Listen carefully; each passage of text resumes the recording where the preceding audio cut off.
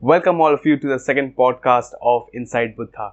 Today we have very special guests with us. Everyone after the first podcast, everyone was asking to bring someone who was from the core. And I think the person who is going to be for the next few minutes with you is going to answer all your questions. Be it how to prepare yourself for the dream core jobs, how to prepare for the setbacks that you will face as a electronics and communication engineer, what all are the hiring process, everything, it will be answered today. This will be a 2-episode podcast. Maybe you're IT aspirant, maybe you're a core aspirant, or maybe you are placed already in such, but the next few minutes will be inspiring for you. So stay till the end. I have something very special for you at the end of the first podcast.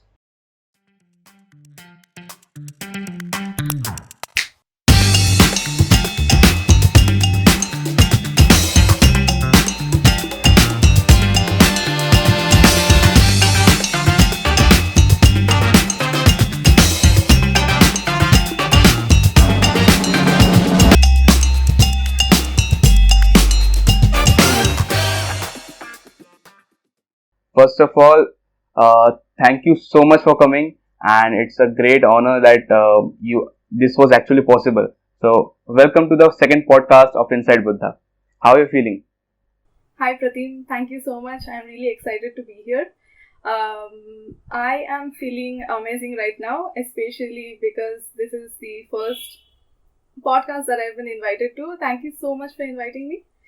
Let's get this started. First of all, let's talk about yourself a bit. So, tell us about yourself and how, as a person, you have changed over the years. So, I'm Ozoswita and currently I'm working as a product support engineer at UiPath. We'll come to that later on. So, I have passed out from Siliguri Institute of Technology in 2019 and I currently have around 3 years of industry experience, including my internship. So, my growth curve, my growth trajectory has basically, I will have to borrow your electronics, your ECE imaginations out here. Basically, it is like a sinusoidal wave superimposed on an exponential curve. So if you can picture that, that is what my growth trajectory looks like till date, with the highest learnings and maximum growth happening around the young adult years, around the last couple of months. So that is what my growth history looks like, and I like to give some background into my culture or into my bringing up. I have been brought up in a highly culturally enriched environment where my parents had enrolled me into Kathak, classical music, art, synthesizer. So I had my hands full as a kid, and I always had a fulfilled time as a child. I wanted to escape from all of that work basically that I had to do as a young person. But what I want to add out here is that whenever I started off in anything, be it dance, be it in academics, be it in singing, art, piano, I never was good at any of these. I was, I think, average, below average, or in academics I was above average. But what consistency did to me is, with consistency and dedication, I was able to reach the top in each of these spheres, and that is where I took one of the biggest takeaways of my life. That is the first takeaway that I'm going to share out here. That is, I can do anything if I put my heart into it. Like, I know that any field, if I would have chosen MBBS over engineering, I know I would have rocked it. I know if I would have been an archaeologist today, I know I would have rocked it. I know that I'm so flexible, I can learn anything. Everything is so lovable. All topics in the world are so lovable. I could have done anything. So that is one of the biggest takeaways that I had from life. And but having said that, I mean, like I mentioned, that I was on the top, but that does not mean that I always stayed at the top or that luck was always by my side. Right? Like, if you have read the book To Kill a Mockingbird, the author Harper Lee, she says that when you are at the top, there is only one way to go. So that is down. It's not like mistakes were made. I did not make the right choices. I was not always motivated. I failed to complete projects. I have lost friends. I have lost family members. I have lost a job in the pandemic. So there always were setbacks. But I have been able to come back every time. I have been able to strike back every time. And every time it was harder. Like the growth curve at which I was going, I always came back harder and I landed above that. So that is another takeaway that I have from life, that whenever you have setbacks, make sure you have your comebacks, and do not stay stuck in those areas of setbacks. They can be really depressing moments, but you cannot stay stuck in those moments. You need to grow out of your comfort zone. Even if your comfort zone is feeling low and staying on the bed all day, you need to get up from that. Eventually you'll get tired of sitting around on your bed, right? Eventually you will take some action. So yeah, this happens. This will happen to you. You just need to put some effort into it. So that is exactly where I am at currently. I'm constantly learning from my mistakes as well as from others, and growing and living, most importantly. Exactly. And what you said, I got the idea that you're a normal person, right? You have your ups and you had your downs. And what generally I will tell you, I have heard, you are my senior, so I have heard about you. And what actually students think that journey was very, like smooth. Like this was, you studied, you got the job, you got the internships, life is now very well settled. So the background we are yet to discover it. But yes, what I found from your introduction, that yes, you are a normal person and everyone can now relate with it. Exactly. That is what I wanted to put across at first.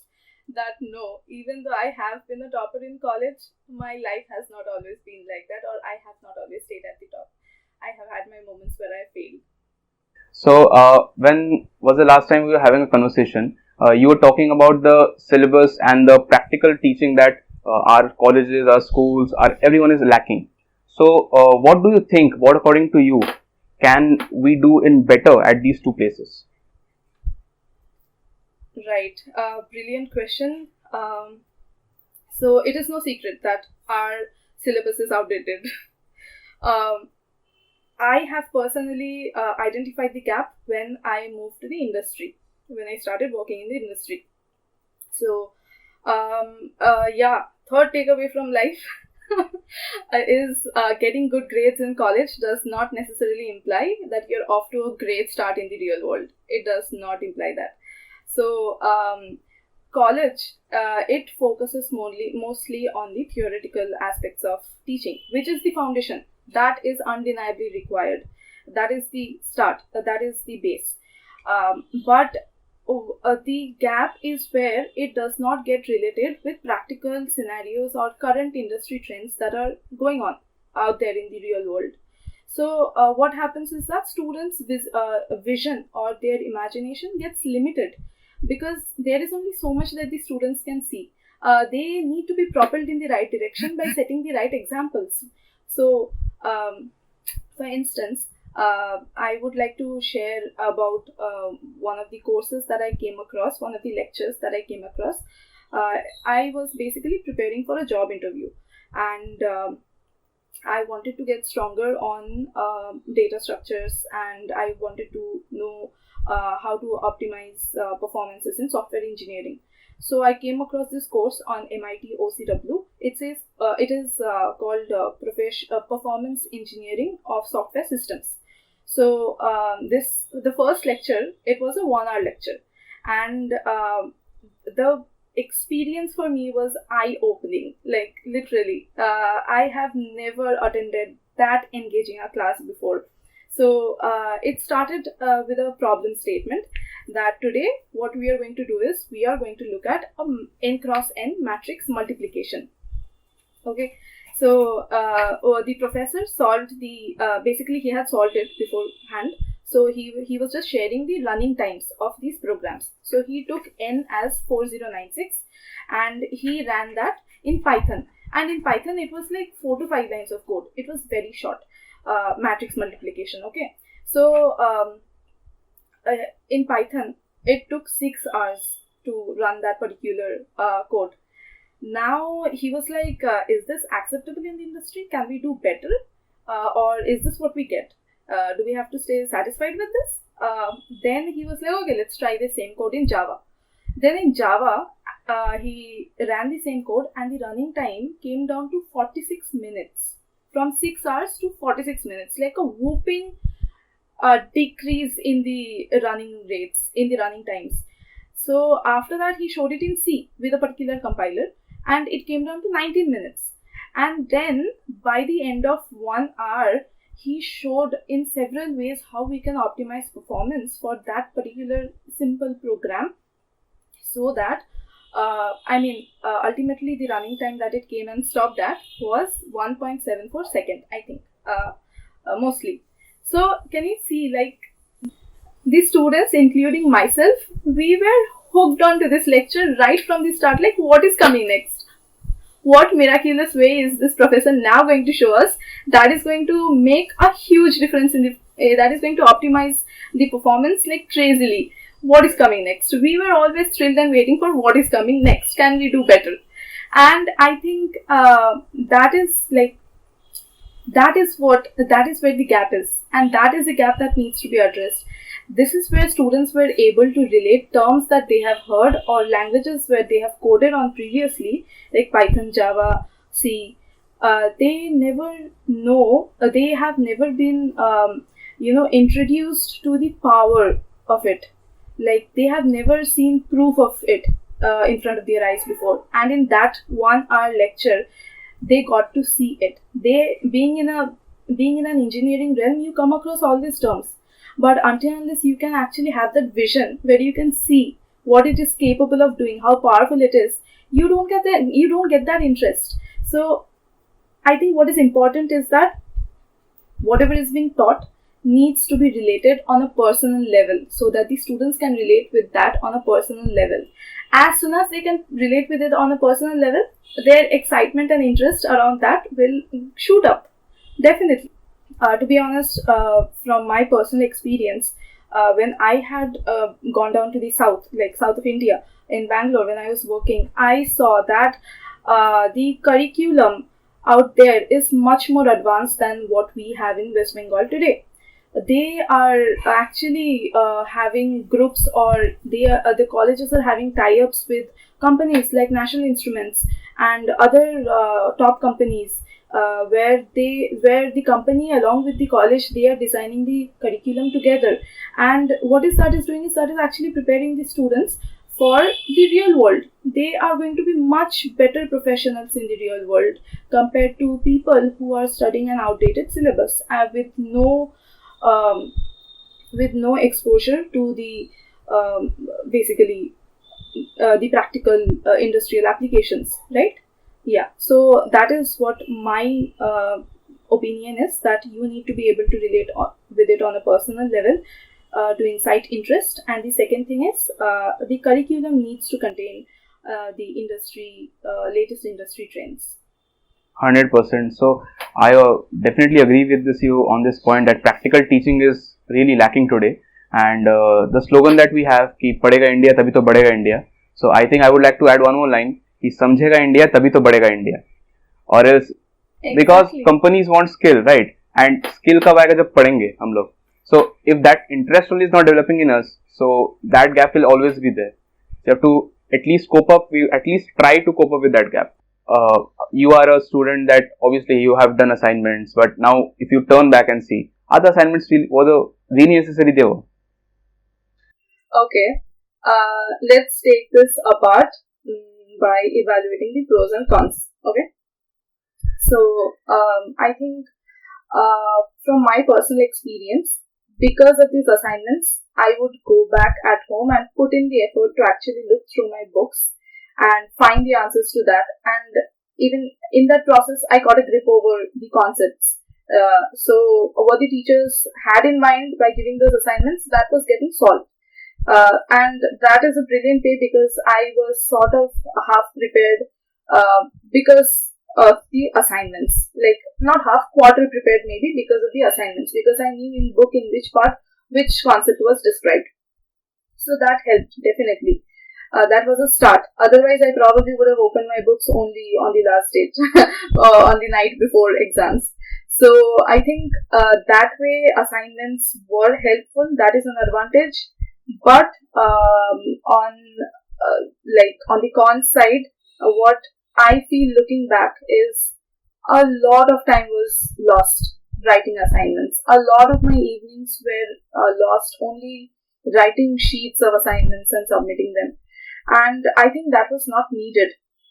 At that extreme level, I think that was not needed, because I think I could have utilized my time in a more fulfilling and productive way if I had, instead of working on the assignments, if instead I had worked on a project or solved a puzzle, a coding puzzle, or a coding challenge, or an electronics project, I think I would have been more prepared for the real world.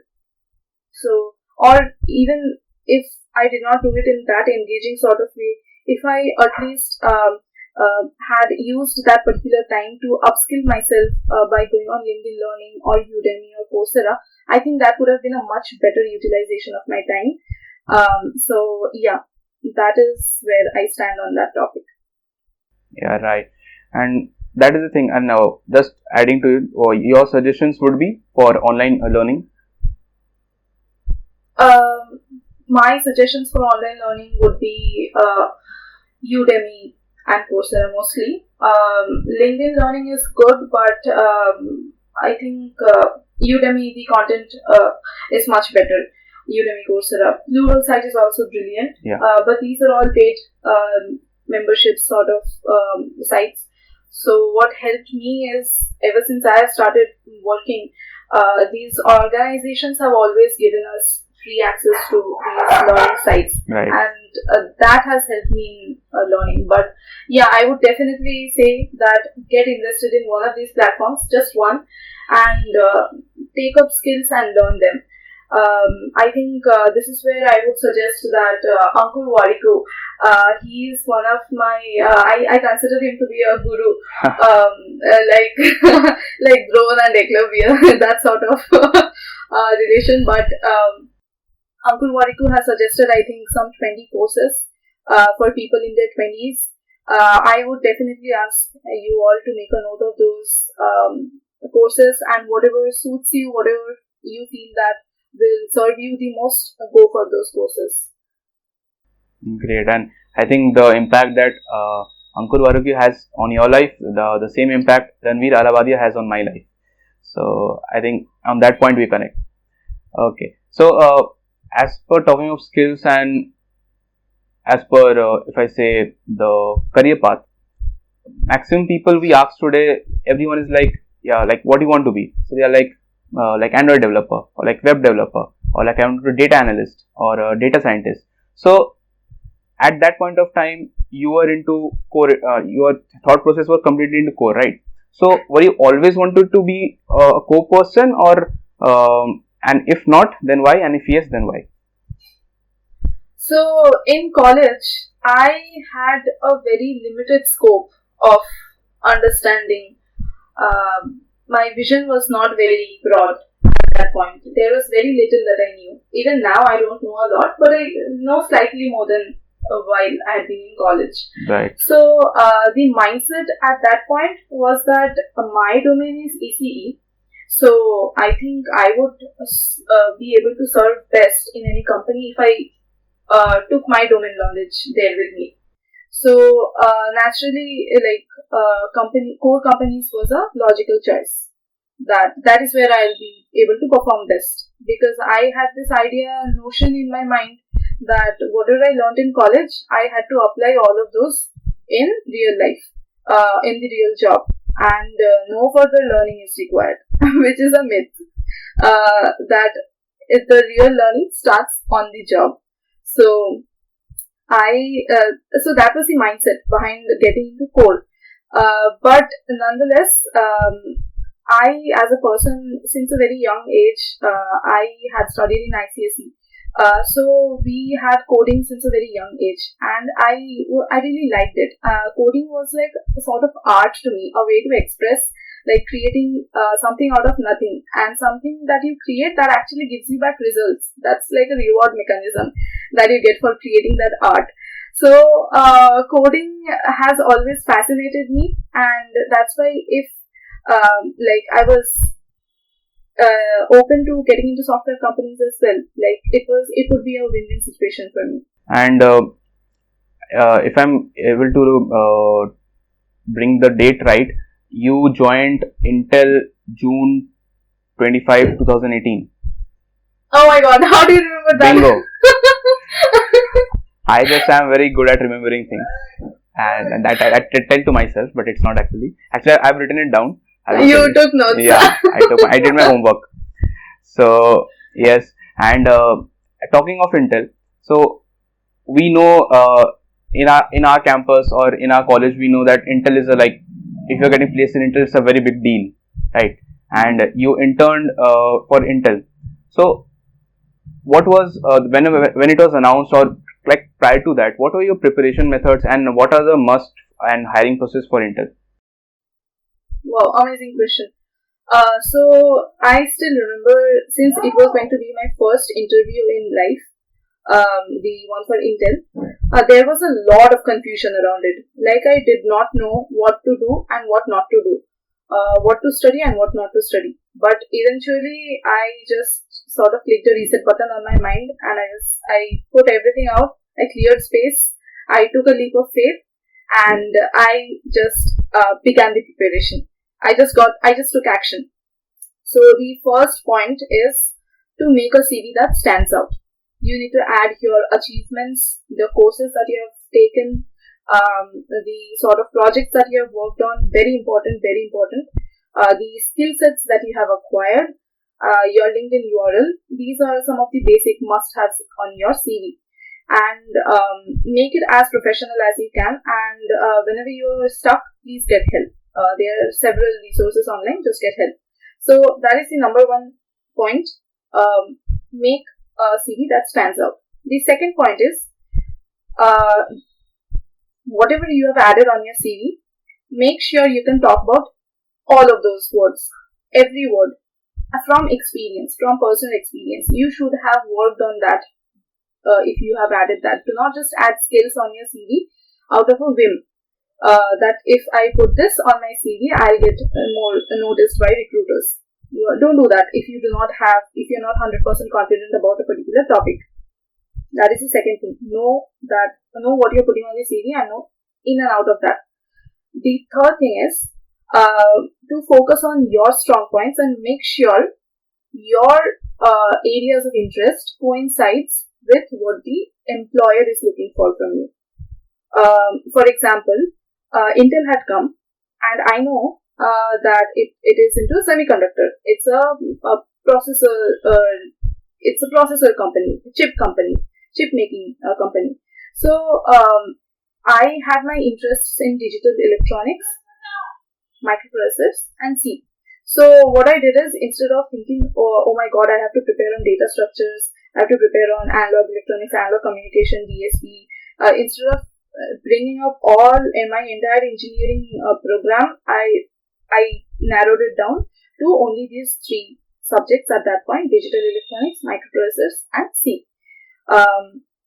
So during the interview also, I was not asked anything beyond what I had mentioned in my CV as my areas of interest. They do not go beyond that. So use your CV like to your strong suit. Okay. And my projects were mostly on IoT. So that involved microprocessors and everything. So most of the time in that interview was spent talking about these projects, how I had worked on them. Basically we had discussed in and out of it on the projects. Then the next thing that we had discussed in that interview was the sequential circuits from digital electronics, flip-flops, and Yeah, mostly that, and I had mentioned in my skills assembly language. So he had asked me, the interviewer, he had asked me about assembly language, and I was able to answer all of these questions. So yeah, I had followed these steps, and I think this is a recipe for success. So yeah, one additional tip that I would like to give you is that focus on the basics, because when the interviewers come, they don't expect a lot out of you because they know that you're a fresher. So just focus on your basics well. Know the basics of everything. You don't have to go into very deep concepts. And give examples when you're explaining any concept. Give examples. With that, the interviewer is actually able to understand that, okay, so you have related with that on a personal level. So you get noticed for that. And lastly, ask questions or feedback from the interviewer.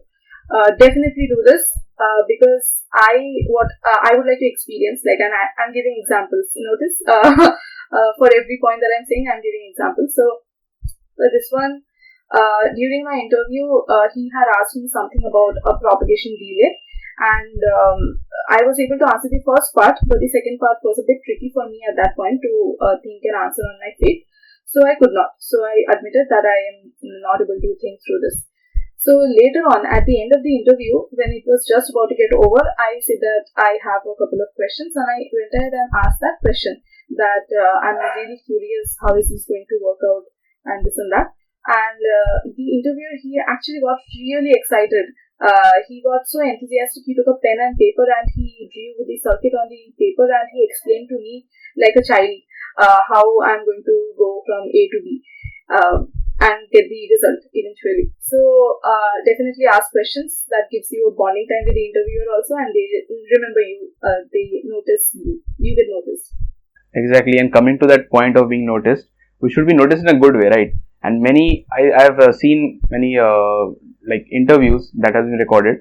So they ask like random questions, and which are like not at all related to the interview or anywhere. And that is where you want to be remembered as a good candidate, right? And you should not be remembered as that candidate who obviously they have a chat around like how the interview went, and you should be not that person that they are laughing about, right?